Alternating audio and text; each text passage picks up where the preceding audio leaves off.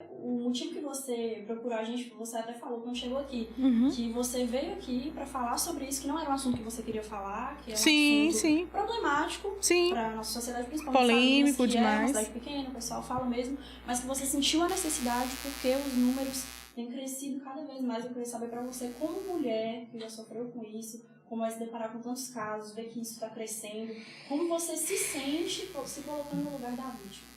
Raíssa, assim, eu quero que Morgana até fale mais essa questão do número, do aumento, né? Sim.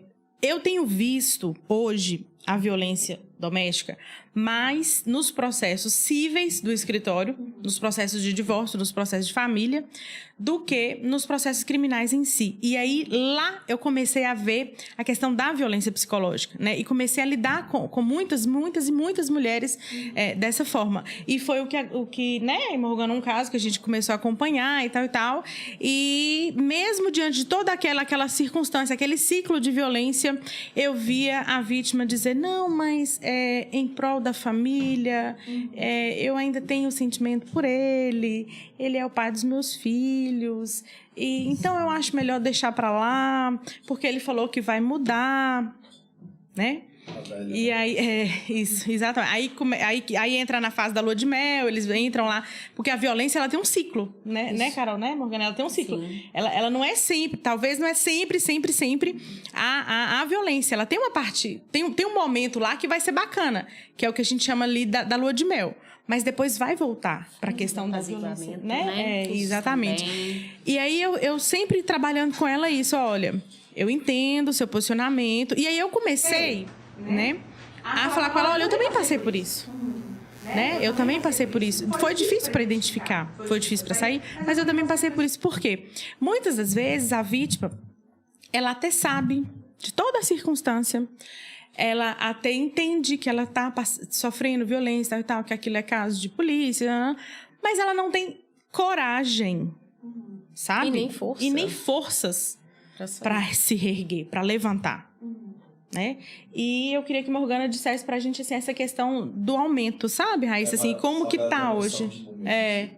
Eu gostaria também de acrescentar.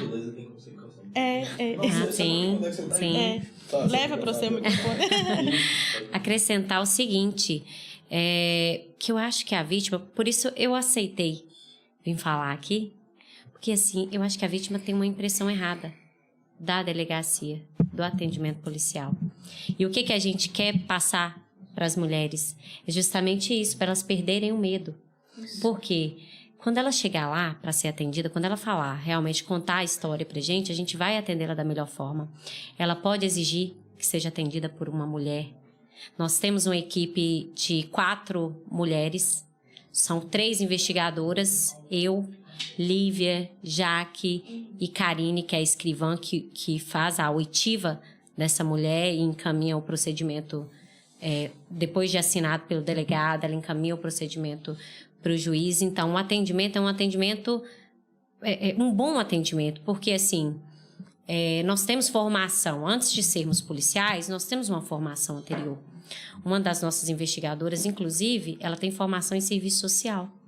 Então, a gente atende a mulher e tenta encaminhá-la da melhor forma. Tanto pedir as medidas protetivas para ela, fazer o requerimento de medidas protetivas para ela, quanto encaminhá-la para um serviço de assistência, né? Para o CREAS. A gente tenta fazer esse encaminhamento, conversa com a vítima, explica os direitos que ela tem, as formas que ela tem de sair daquela situação, por mais difícil que a situação seja. A gente se coloca à disposição da mulher também. Por quê? Ela pode estar ali pedindo a medida protetiva, pedindo ajuda ali na delegacia, mas ela vai chegar na frente do juiz e falar, eu não quero mais.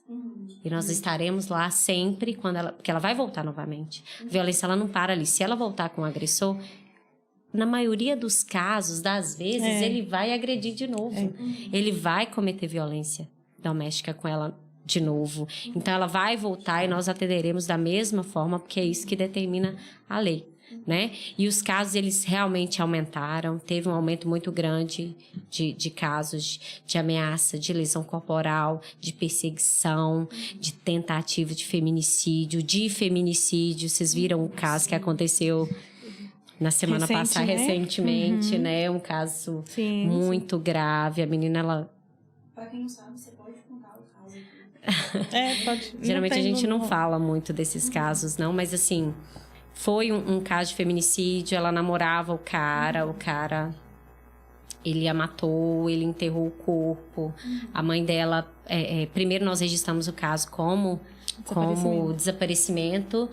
Depois nós descobrimos, durante as investigações, que se tratava de um homicídio, né? O cara, inclusive, se desfez de alguns bens para fugir para São Paulo, né?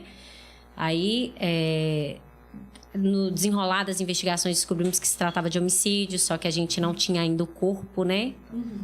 No final das contas, ele foi preso, ele voltou, a gente conseguiu localizá-lo, ele foi preso e nós identificamos onde que estava enterrado o corpo dela, ele matou.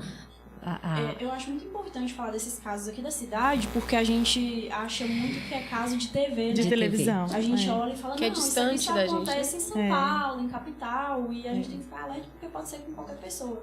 Até a questão que a gente estava falando antes de começar o podcast, que essa violência emocional, o relacionamento abusivo, ela pode acontecer com qualquer pessoa, a violência doméstica, a física e emocional. Às vezes a psicóloga, a Carol, falou pra gente, né, que às vezes a gente acha assim que essas situações só aparecem em pessoas que estão mais, assim, distantes de uma realidade boa, pessoas mais... Na periferia, né, Raíssa? Eu também achava que era isso. Que não têm acesso ao conhecimento, ao estudo. E não, a gente percebe que qualquer pessoa pode sofrer com isso, assim como a Lilian Gabriela, a Gabi, passou por isso também. Sim. Mesmo sendo Organa também. Infelizmente é um mal que qualquer pessoa que se relaciona com alguém tá prestes a passar, né? Sim, e falando sobre a segurança, eu queria saber, assim, o que assegura a mulher de que ela pode fazer uma denúncia e ficar em segurança? Se essa denúncia só a própria mulher que está sofrendo pode fazer, se o vizinho pode fazer, se um parente pode fazer uma denúncia, como fazer? Como assegurá-la de que ela estará em segurança após fazer a denúncia? Esse é o principal medo, você fazer uma denúncia e vai descobrir que fui eu e aí eu vou apanhar com isso e... É porque, via de regra, só te cortando, o que acontece? Você vai concordar comigo. Via de regra, a vítima volta para casa onde está quem? O agressor. Né? Então, assim, olha que difícil isso. Então, eu acho que isso é o que desestimula, sabe, Morgana? Sim. É isso que desestimula a vítima. Mas peraí, eu vou voltar pra casa e ele vai me agredir de novo. Porque ele vai receber intimação, eu tô lascada. Por isso acabou pra mim. São medidas protetivas de urgência. Via de regra, elas têm que ser deferidas no prazo, elas têm que ser encaminhadas para o juiz no prazo de 24 horas e elas têm que ser deferidas o mais rápido possível para o oficial de justiça ir lá e afastar o agressor do lar, para a mulher ficar em segurança. E a gente também garante, se ela tiver medo, a gente garante... a gente vai até a casa dela, leva a vítima até a casa para ela retirar os pertences enquanto a medida protetiva não é deferida. Ela tem a opção de um lar provisório, de um... Por isso que a gente tem um encaminhamento para o CREAS. O CREAS auxilia a gente, porque nós não temos abrigamento temporário aqui, né? Nós não temos um abrigamento temporário, que é um benefício que a lei determina, né? Mas nós não temos essa opção aqui, nós temos em Montes Claros. Se o caso for muito grave, a gente corre atrás para tentar conseguir esse abrigamento temporário para ela, que é um abrigamento isolado, ela não tem contato com o agressor, não tem contato com ninguém, até que as medidas protetivas sejam deferidas. E a questão da importância da escuta, né? Hoje, atuando pelo CRAS, eu noto muito isso, que nós somos porta de entrada, né? Então, se você tem uma escuta qualificada, né, onde aquela mulher ela vai se sentir à vontade para começar a falar, pelo menos começar, as coisas vão ter um início de algo, vai ter uma partida, porque até ela chegar para Morgana e as outras meninas lá, ela vai ter que ter um impulso. Não é tão simples assim.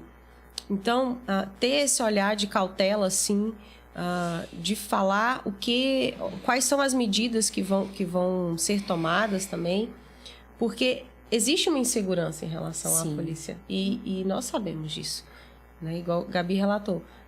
A grande maioria das vezes o agressor está dentro de casa. E ela vai ter que voltar para aquele cenário, né? Ela vai voltar. Geralmente é o provedor, né? Do lar. Isso. Essa mulher, ela pode, no momento, não estar trabalhando. Como é que vai ser? Então, assim, são muitas questões, além que, na verdade, só piora, né? A violência psicológica. Porque, a partir de uma ação dela, várias outras também vão ocorrer. Então, esse apoio, esse suporte, né, tanto do Estado como da sociedade em si, ela é crucial. Porque senão não vai dar o pontapé. Carol, mudando um pouquinho de lado, tem a possibilidade... Só para complementar, só para complementar, porque a gente sempre pergunta, na entrevista que a gente faz para a mulher, a gente sempre pergunta, você tem para onde ir? Você tem a casa de um parente, de uma mãe, de um pai, de um primo. Você quer que a gente vá lá com você? Lá na sua casa, tirar suas coisas, seus pertences pessoais, né? Nós vamos te levar para essa casa. Você fica lá enquanto a sua medida não é deferida. Nós vamos aguardar. Por quê? O juiz deferir naquela medida, o oficial de justiça, junto com a polícia, vai lá na casa e vai afastar o agressor. Aí ela vai ter uma segurança maior. Mas a gente sempre analisa caso a caso. A análise é diante do caso, né? A pessoa chega pra gente, a gente faz as perguntas para ela, acolhe, a gente pergunta se ela tem condição realmente de ir para outro lugar. E aí, durante a denúncia também tem a segurança por parte do anonimato, sim, né? Todo mundo que denuncia pode denunciar anonimamente. Sim. Só se a pessoa quiser se identificar na denúncia.